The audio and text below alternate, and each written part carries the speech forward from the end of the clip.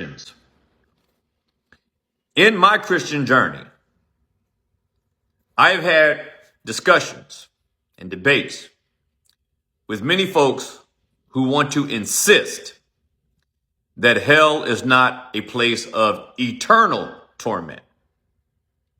That hell is not eternal.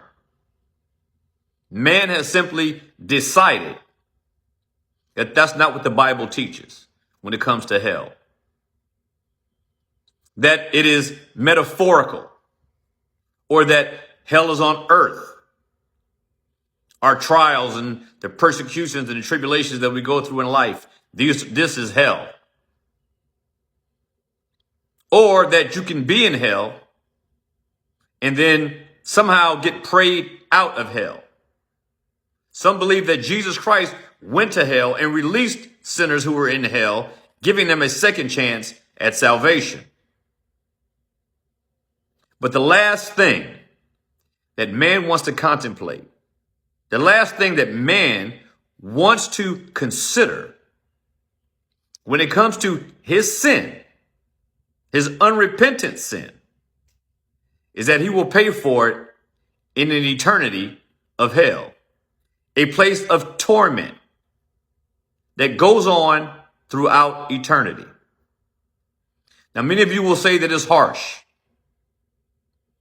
You can say whatever you like, but when you esteem it, when you esteem sin as, or the hell or the punishment due to sin as simply just being harsh, then you have not understood the sinfulness of sin.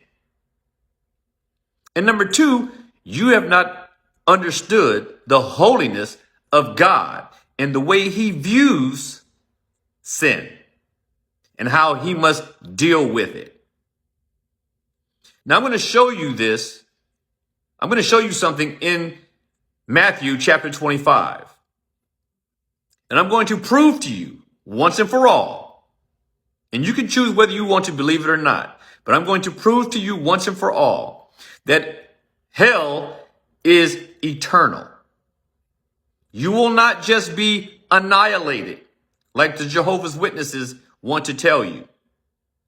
In fact, this is the big doctrine that they propound, that they postulate, that I want to make sure you understand correctly, because they are the chief advocates of this idea that hell is simply means that the sinners who die in their sin, they are only annihilated. They disappear. God just disappears them. They go away. They don't have an eternal existence. They just perish.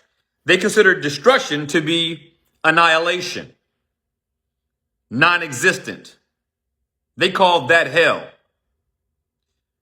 But how can you be in hell and non-exist at the same time? And this is what I want to address. Now, I'm going to tell you at the outset that the verse that I'm going to focus on in Matthew 25 is the last verse of the chapter, which says the following: "And these will go away into eternal punishment, but the righteous into eternal life." But let me start at the beginning of the chapter. It's talking about when Jesus Christ is going to judge all nations, going to judge all people.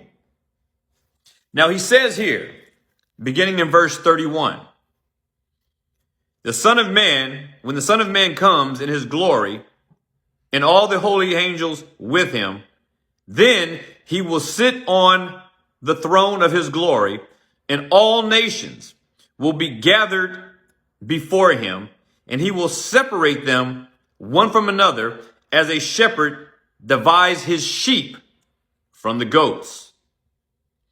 So at the initial start, you see here in this picture of judgment,